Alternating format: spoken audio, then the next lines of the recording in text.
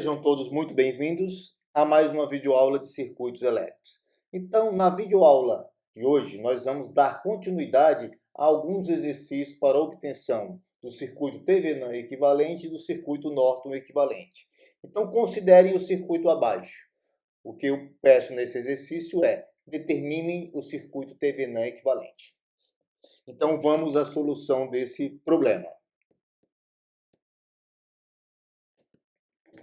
Então, se eu considerar a malha da esquerda, a malha 1, e considerar essa malha da direita, a malha 2, como eu tenho uma fonte de corrente V0 sobre 50, é uma fonte de corrente dependente, ok?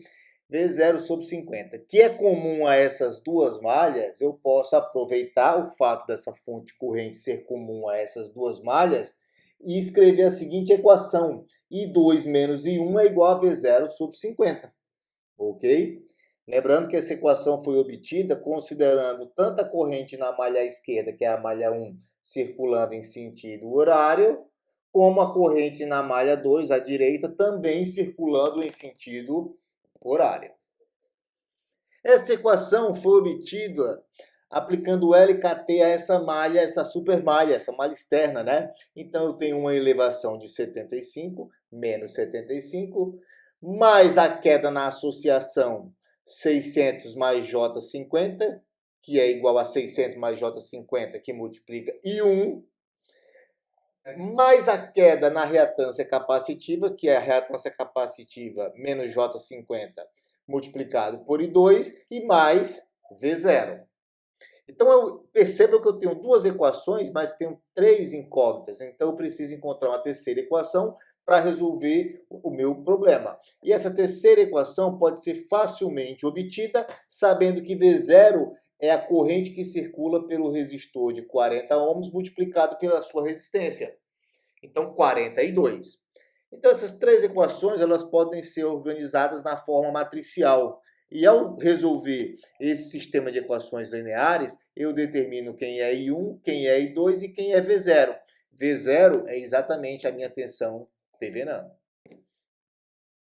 Então, falta agora obter a impedância Thevenin, né? Então, a gente vai aplicar um curto-circuito entre os terminais A e B. Perceba que, ao aplicar os curto-circuitos entre terminais A e B, o resistor de 40 ohms está curto-circuitado, então ele pode ser retirado do circuito. O curto vai estar representando. E a tensão V0 passa a ser zero, já que a diferença de potencial em um curto-circuito é zero. Se V0 é zero, essa fonte de corrente inexiste. Com isso, a gente consegue facilmente escrever uma equação para determinar a corrente de curto-circuito.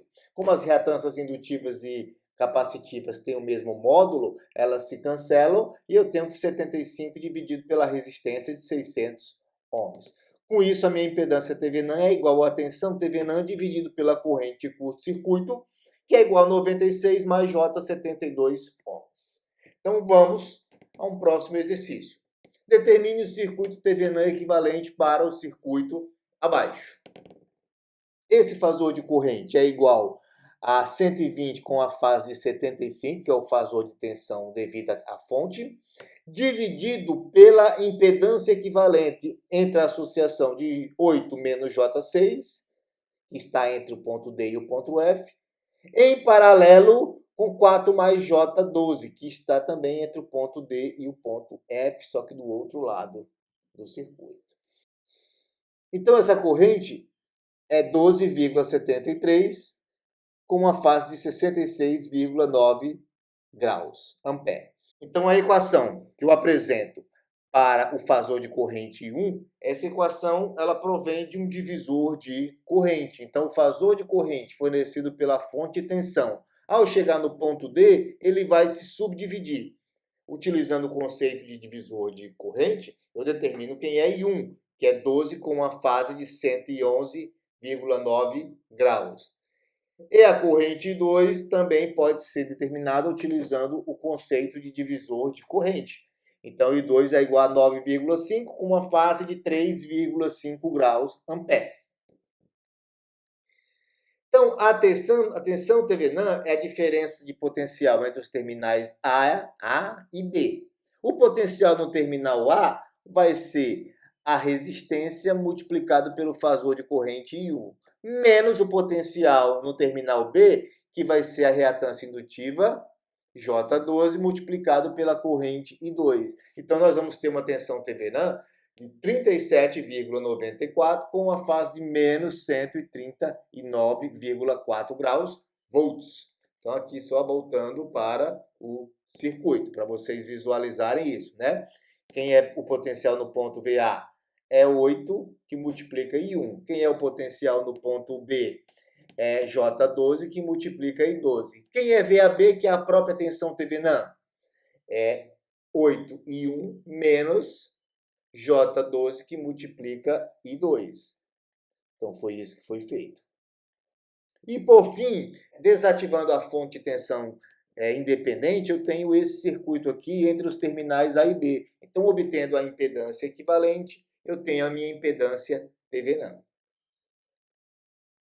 Por fim, determine o circuito norte equivalente para este circuito aqui, ó, para o circuito à esquerda dos terminais A e B. Então, como é para o circuito à esquerda dos terminais A e B, essa associação 10 menos J5, esse resistor associado com essa reatância capacitiva, é retirada do circuito, então eu fico com os terminais A e B em aberto e vou substituir todo esse circuito à esquerda dos terminais A e B por um circuito Norton equivalente. E o procedimento, ele começa com a determinação de um circuito Thevenin equivalente. E o circuito Norton é obtido simplesmente pela transformação de fontes.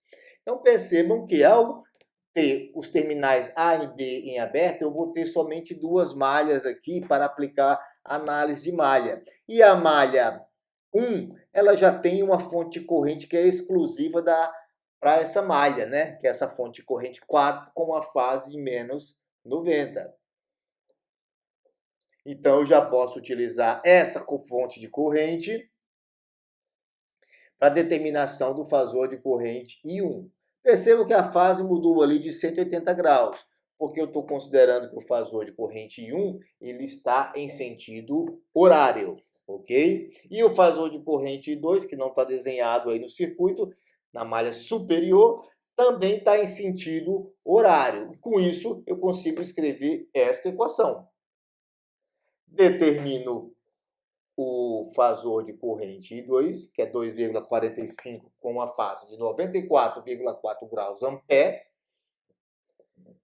E agora eu consigo determinar quem é a minha tensão Thevenin. Então, se eu aplicar LKT a esta malha, eu tenho que do ponto B até o terminal comum, a fonte, ao resistor de 8 e ao resistor de 4, eu tenho uma elevação de 20 volts. No resistor de 8 ohms, eu tenho uma queda de tensão, que é 8 multiplicado pela corrente. Mas quem é a corrente que circula por esse resistor? Vai ser I1 menos I2. Por isso que, entre parênteses aqui, eu tenho 4 com uma fase de 90 graus, menos 2,45 com uma fase de 94,4 graus. E, por fim, eu tenho uma elevação de tensão, né, através da impedância 1 menos J3, que é 1 menos J3 multiplicado pela corrente I2. Com isso, eu determino minha tensão Thevenin, que é 27,32, com uma fase de menos 20,2 graus volts. A impedância Thevenin eu obtenho desativando as fontes independentes, eu curto-circuitando a fonte de tensão e abrindo os terminais da fonte corrente. Então, com isso, eu vou determinar quem é a impedância equivalente entre os terminais A e B após desativar essas duas fontes. E, por fim, a minha fonte corrente Norton é a tensão Thevenin dividido pela impedância Thevenin, que vai ser igual a 8,4 com uma fase de menos 32,7 graus ampere. Então, agradeço a todos que assistiram essa videoaula e até a próxima.